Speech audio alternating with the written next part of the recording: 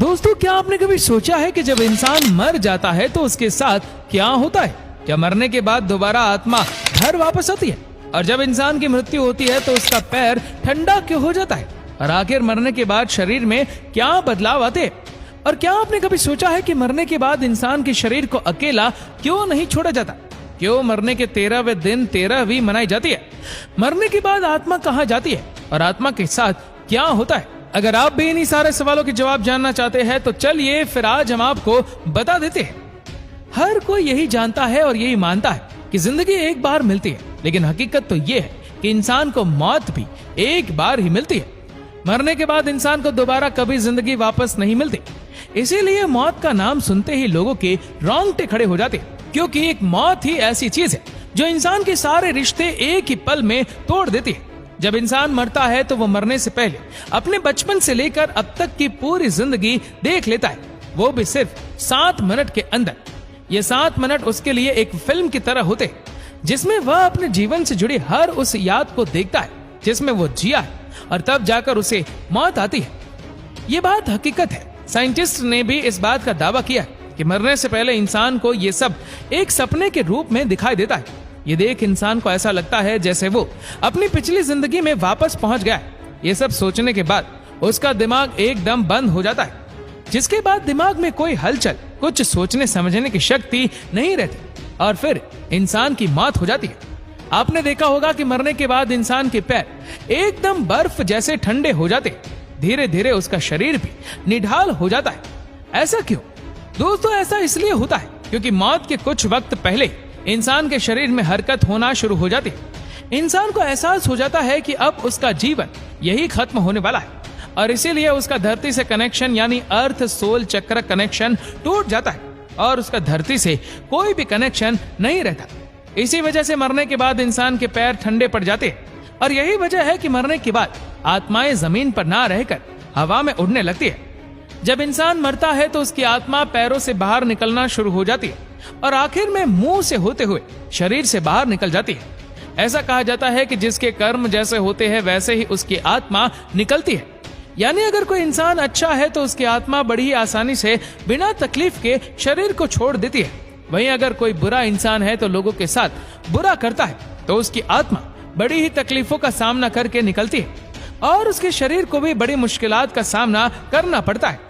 इसीलिए आपने देखा होगा कि बहुत से लोग मरने से पहले बहुत ज्यादा बेचैन और परेशान हो जाते हैं। उनके चेहरे का रंग भी एकदम पीला सा पड़ जाता है। ये सब आत्मा के निकलने की वजह से होता है। आत्मा इतनी आसानी से शरीर को छोड़ने के लिए तैयार नहीं होते, क्योंकि इतने समय से आत्मा का शरीर के साथ एक गहरा रिश्ता बन जाता है। आत्मा को भी उसी शरीर की आदत पड़ जाती है। मरने के बाद आत्मा कुछ समय तक शरीर के पास खड़ी रहती है, और जब उसके घर वाले उसे देखकर रोते या चिल्लाते तो ये सब इंसान को महसूस होता है, लेकिन वो कुछ कह नहीं पाता और बस इनके रोने को सुनता रहता है। ये आवाजें इंसान को शोर जैसे सुनाई देती है, जो उसको काफी परेशान करते हैं, और हर एक घर वाले से बात करने की कोशिश करती है। उन्हें अपने बात बताना चाहती है, लेकिन कुछ नहीं कर पाती। अब बारी आती है आत्मा की परलोक जाने की। इसके लिए भगवान 2 यमदूत जमीन पर भेजते हैं, जो उस आत्मा को अपने साथ परलोक की यात्रा कराने के लिए ले जाते हैं। यमदूत उन्हीं लोगों के साथ बुरा बर्ताव करते हैं जो पापी होते या फिर दूसरों के बारे में हमेशा बुरा सोचते हैं। इसके बाद दोनों यमदूत उस आत्मा को अपने साथ परलोक लिए जाते हैं। पहले इस आत्मा को एक गुफा से होकर जाना पड़ता है, और फिर बाद में परलोक का रास्ता दिखाई देता है। लेकिन इस रास्ते से पहले ही आत्मा को एक नदी जिसका नाम है बैतरनी, इस नदी को पार करना पड़ता है। इस नदी में पानी नहीं होता, बल्कि भड़कती हुई आग होती है। यहाँ पे इंसान के कर्मों का हिसाब होता है। जैसे जो कर्म करता है वैसे ही उसके साथ होता है। इसके बाद आत्मा को परलोक लाया जाता है, जहाँ यमराज उसका हिसाब करते हैं और चित्रगुप्त से उस इंसान के किए हुए कर्मों का सारा हिसाब मांगते हैं। चित्रगुप्त के पास हर एक इंसान का सारा लेखा जोखा होता है, जिन्हें वो यमराज के सामने रख देते हैं। अब यहाँ भी इंसान के कर्म ही उसका साथ देते हैं। अगर कर्म अच्छे होते हैं तो वो एक भला इंसान होता है, तो उसे स्वर्ग में भेज दिया जाता है।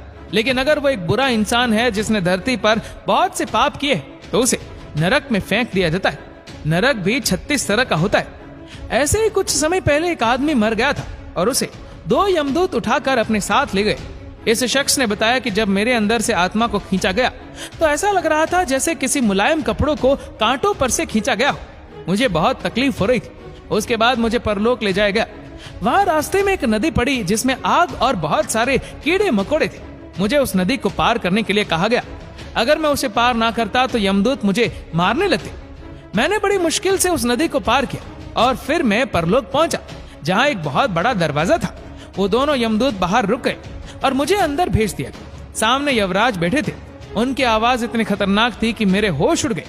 उन्होंने यमदूत से कहा कि इसे क्यों ले आए, इसका अभी तक वक्त ही नहीं आया। और फिर मेरी आंखों पर पर्दा डाल दिया गया। जब मेरी आंखें खुली तो मैं अपने घर वालों के बीच था।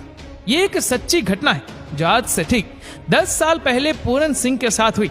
ये सिर्फ एक ही घटना नहीं बल्कि साल दर साल साइंटिस्ट के सामने ऐसी बहुत सी घटनाएं सामने आती रहती है और न जाने कितने लोग मौत को छूकर वापस आ जाते हैं। तो वही कुछ लोगों का कहना है कि जब वो मर गए थे तो वो एक अलग दुनिया में पहुंच गए जहां बहुत रोशनी थी। कुछ अलग लोग थे जो उनसे कह रहे थे कि अभी तुम्हारा वक्त नहीं आया है। ऐसे ही और भी लोग हैं जिनका कहना है कि मरने के बाद उन्हें अलग सी चमक, खुशी का एहसास होता था, साथ ही उन्हें बहुत प्यार भी मिलता था। गरुड़ पुराण के अनुसार ऐसा माना जाता है कि अगर डेड बॉडी को अकेला छोड़ा जाता है तो उस पर दूसरी बाहरी शक्तियां का नकारात्मक ऊर्जाओं का वास हो जाता है, यानी भूत प्रेत उस आत्मा पर कब्जा कर लेते हैं और पूरी तरह से आत्मा उनके वश में हो जाती है।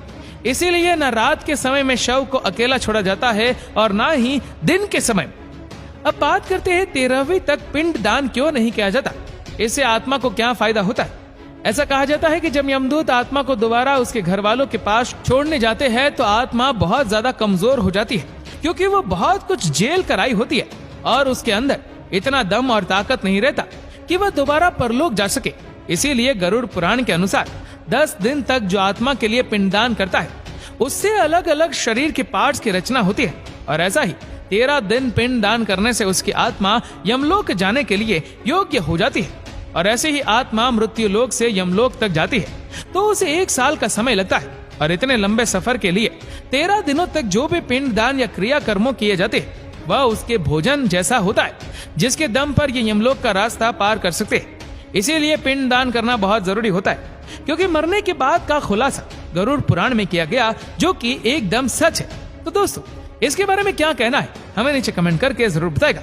और अगर आपको वीडियो अच्छा लगा हो तो इस वीडियो को लाइक करेगा, शेयर करेगा ज्यादा से ज्यादा लोगों तक। और ऐसे ही और भी इंटरेस्टिंग वीडियोस के लिए फॉलो करें हमारे पेज को। और ऐसे ही और भी वीडियोस को यूट्यूब पर देखने के लिए नीचे कमेंट सेक्शन में लिंक दी गई है, जिसके ऊपर क्लिक करके हमारे चैनल को आप सब्सक्राइब करें और बेल आइकन दबाएं, ताकि हमारे हर लेटेस्ट वीडियो की अपडेट्स आपको मिलेगी सबसे पहले। धन्यवाद।